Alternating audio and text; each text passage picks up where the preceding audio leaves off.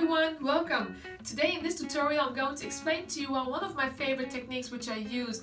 It's called flicking motion. If you take a look at my Instagram page kev66_drawing, you will notice that almost every piece I've made consists the same style because of that technique.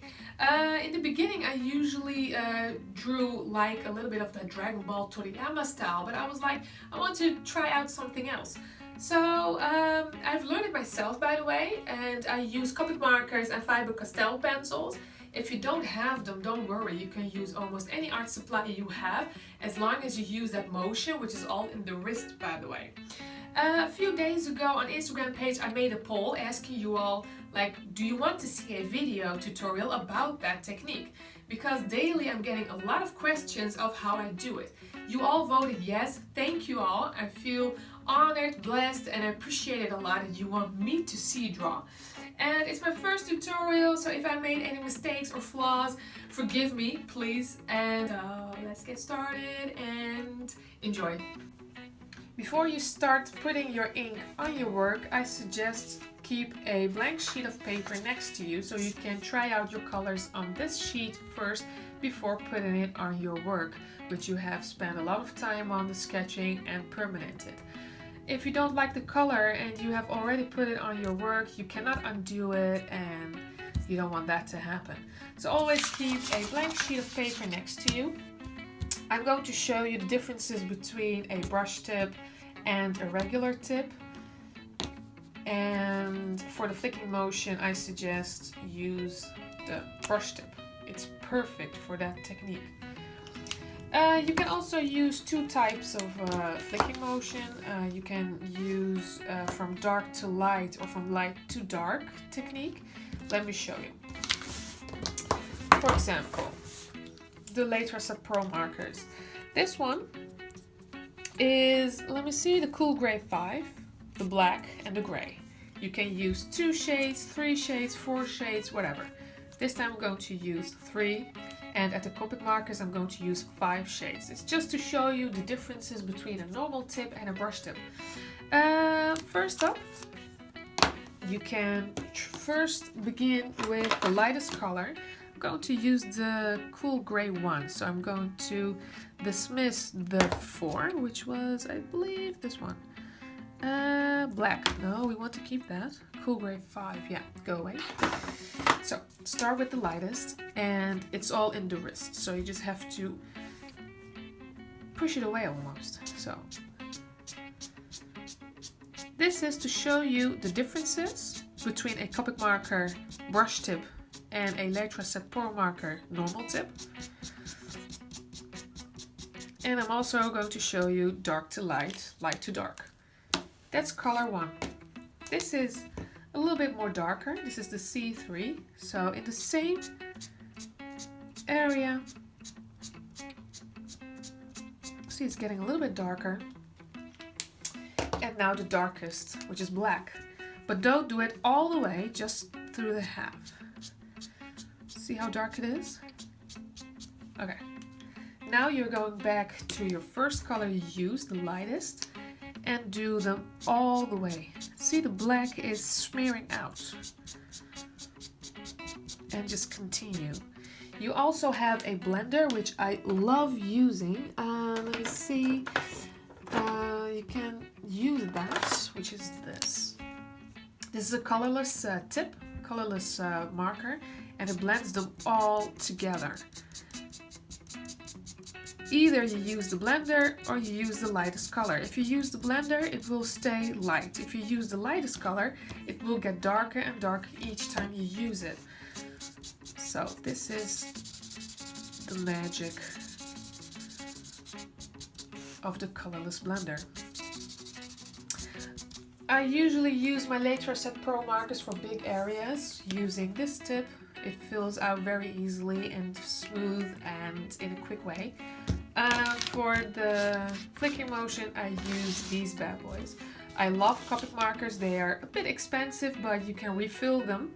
And I will show you that, by the way. I have a colorless blender here. And I have refills.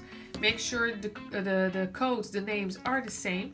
You cannot put a colorless blender in a gray one, for example. You can throw this away. If you do that, it will be useless.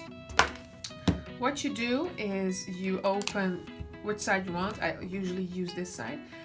Use a piece of tissue, which I don't have at the moment, so I'm going to grab it with my fingers. Take the brush tip out, leave it aside, and then you're going to open this one. And you just refill it. A few drops. 1, 2, 3, 4, 5, 6, and 7, whatever. And you just let it set for a few minutes. You can use these almost like for, I believe, 50 times almost. So when this is empty, buy this and your marker will be working again.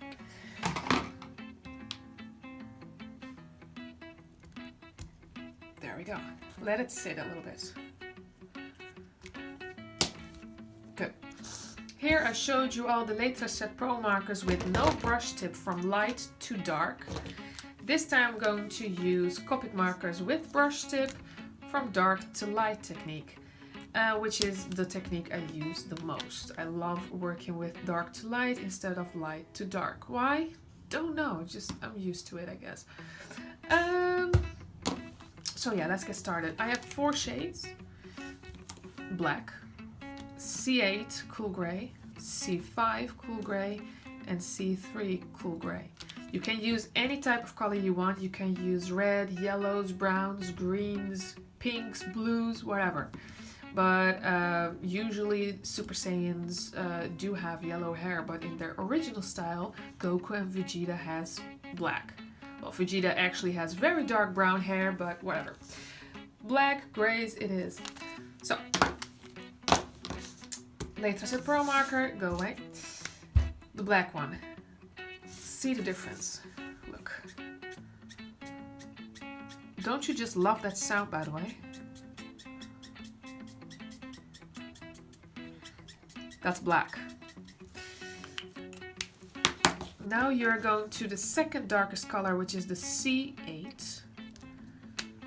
And this is a little bit wet, so try to take that part with you when you do the motion, flicking motion.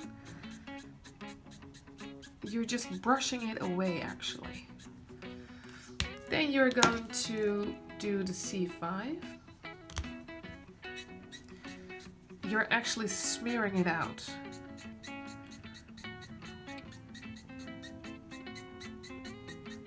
Like that. Then you are going to grab the C3, which is almost the lightest color of them all.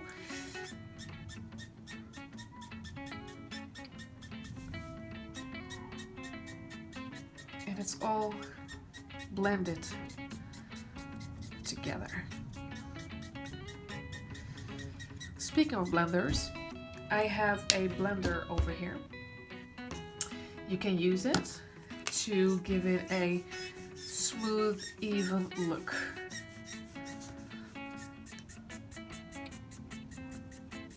If you blend with a blender, it will get lighter, as you can see. This area is very light. If you don't want that to happen, you can grab your lightest gray you have. For now I have the 3. You also have the C1. You can blend with this color, but if you do that, it will get darker and darker each time you apply this layer. See, that white area is getting darker. And now I'm going to show you dark. This is dark to light, and I'm going to show you light to dark. So in reverse. I have the C3. If you use this technique, you will actually see what you're doing. When you use dark to light, it's a little bit more difficult, but now you actually see what you're doing. This is the C5.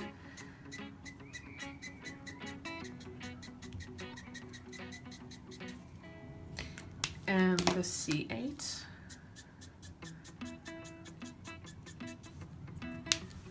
The black. see, I don't use this. I prefer this one from dark to light. And your colorless blender, and smear them all out. This is from light to dark. I don't like that. I use dark to light. When you want to use your colorless blender on a other piece which doesn't contain any dark colors but yellows or reds, please smear them out before you put it on your work, like this. See how much it stains and how much ink it absorbs? Smear it out, or else it leaves a mess.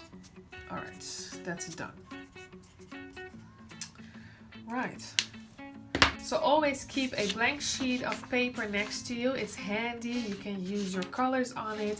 By the way, make sure that if you rip out a piece of sheet, make it easy for yourself and make a little dot or mark the corners so you know that this is the good side.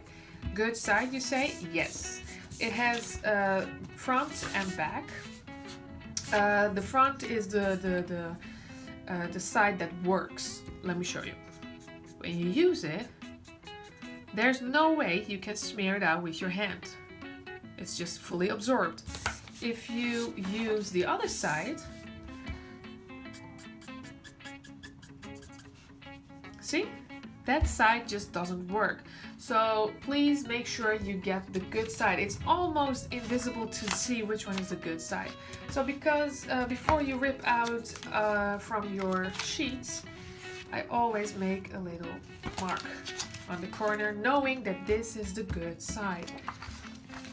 Or else you're working very hard on your piece and you're like, damn, that wasn't the front, but the back, which I'm working on.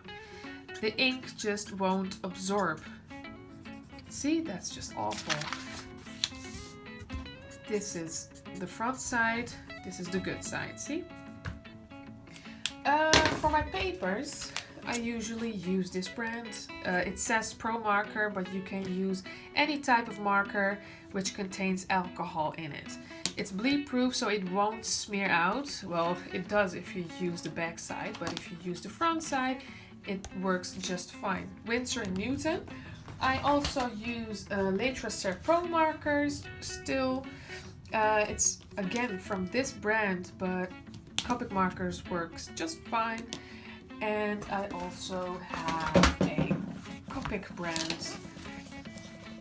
And for some reason, I don't know, my favorite is this one still. Alright. In case you're wondering why I still have the original sketch here, because the piece is already done, you're like, what the heck? I will show you why. In the beginning, I used to permanent line my sketch, and then I'm a little bit clumsy. I will erase my sketch a little bit too excited. So what happens, your paper gets a little bit wrinkled or meshed up. See? A little bit too excited, and I don't want that to happen to my final piece. So what I just figured now, I just grab a blank piece of paper, I put it on top, and you're just basically tracing your sketch. You can use a desk light to illuminate your work a little bit better, or just open your curtains so there will be a little bit of daylight, or else it's very hard to see what you're doing. I have a very handy tool, by the way. It's a light pad. That's what I use now. I just put it on top and I see very clearly what I'm doing. I understand that not everyone has a light pad, but again, a little bit of natural light or a desk lamp is more than enough to do that. So that's just a tip I want to give you all. Again, I don't like to permanent line my sketches anymore. I want to keep this safe. Maybe I will need it some other time. I also can use it for a reference picture for another piece that I'm going to do, something like that. I just want to keep this one safe. So you get a blank sheet of paper, you permanent line it, and I have already done that. You will get this. See? eventually you have three stages: the sketch parts, the permanent line parts, and when you color this, you get this eventually, I hope.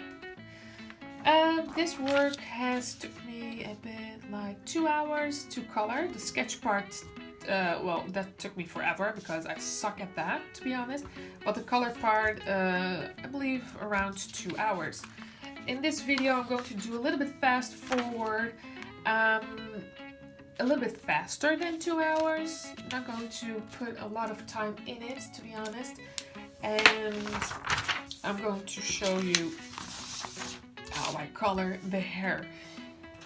This is Super Saiyan 4 Vegeta. He has brown hair, so the gray colors I'm going to remove, and I'm going to grab the darkest color, brown colors. Before you get started, grab your blank sheet of paper again and try out your color tones you wanted to use. I believe I'm going to use the E49 Dark Bark, it's called. Yeah. And I think I'm going to use the E47, which is called Dark Brown, for the little bit lighter area.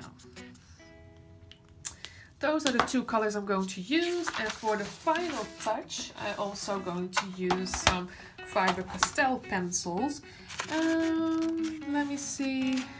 I think I'm just going for the black one, for the darkest area. These three tools I'm going to use for the hair. So let's get started. First up, I always start at this side.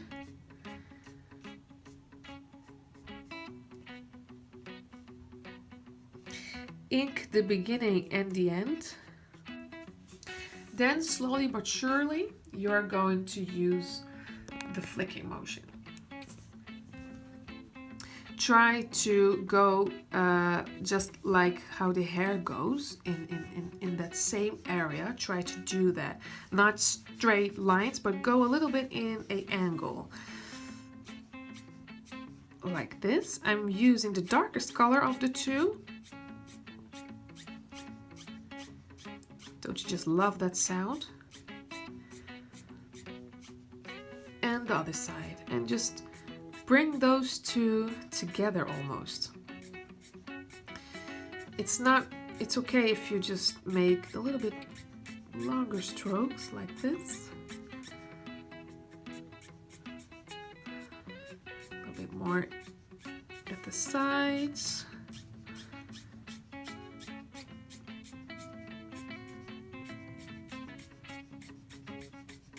Like that. And you grab your Faber-Castell pencil, the black pencil, and just add a little bit more dark in there.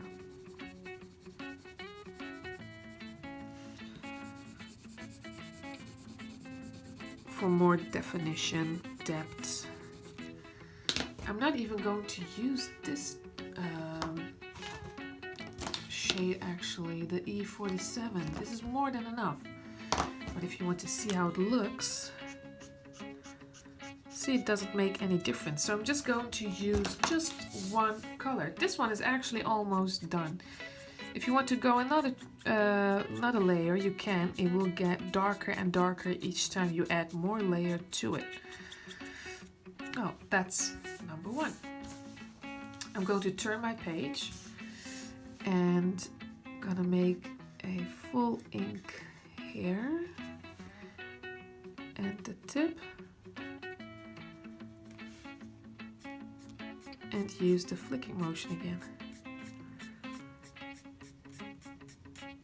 Again, try to work with the angle of the hair spike.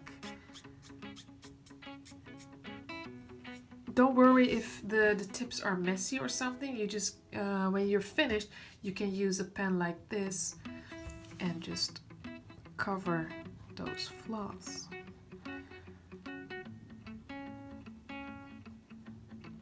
Like that. So don't worry, we'll come to that. I'm going to do a little bit fast forward now because this isn't, this will take a little while. So just ink the beginning and the end.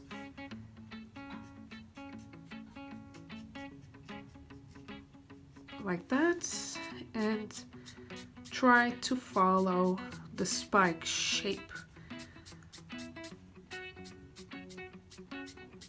If it's angled, go with the same angle and vice versa.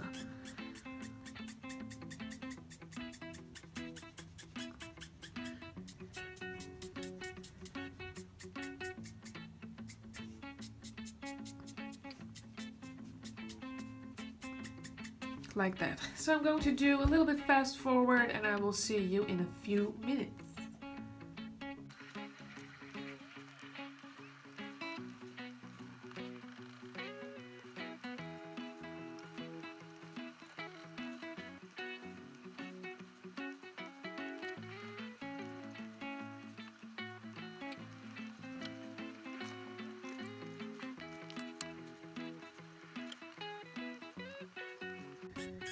All right, 3 minutes and 45 seconds later, it's almost done with the flicking part. It's a little bit rough, like the other piece which I did. This took me around 45 minutes, and this is 3 minutes and 45 seconds.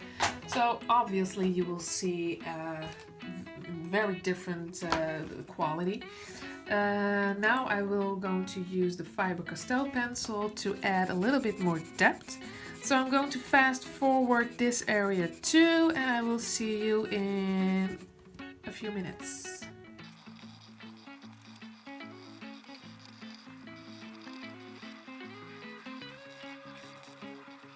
Once you added a little bit more depth, you can use the colorless blender or a very light shade of brown to smear them all out to blend them. This is what happens when you blend.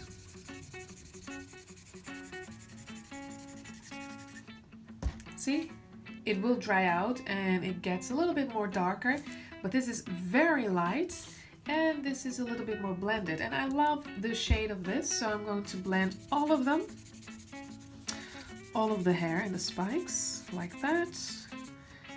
Gets a little bit darker and it blends together a bit more, so it looks a little bit more smooth. Just the highlighted area like that.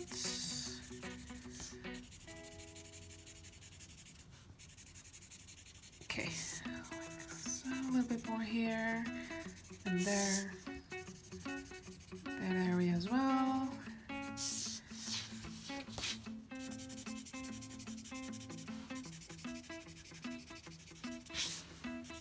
Okay, next up, the final part, I'm going to use a macro pen, graphic. It has the thickest tip out there, it's the one. And I'm going to do the corners, the sides, and give it a little bit of a clean look.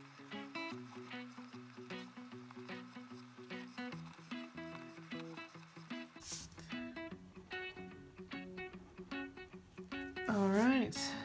Almost done. This isn't necessary, by the way, but personally I love using bold and thick lines. You can use also thinner tips, like for example this one, but I love using thick tips. I don't know, I just love that style. So it's almost done. I'm a bit rushing, I'm sorry, please don't do that. The other pieces, this area takes me for around 15 minutes and I'm doing this in less than a minute. Sorry for that.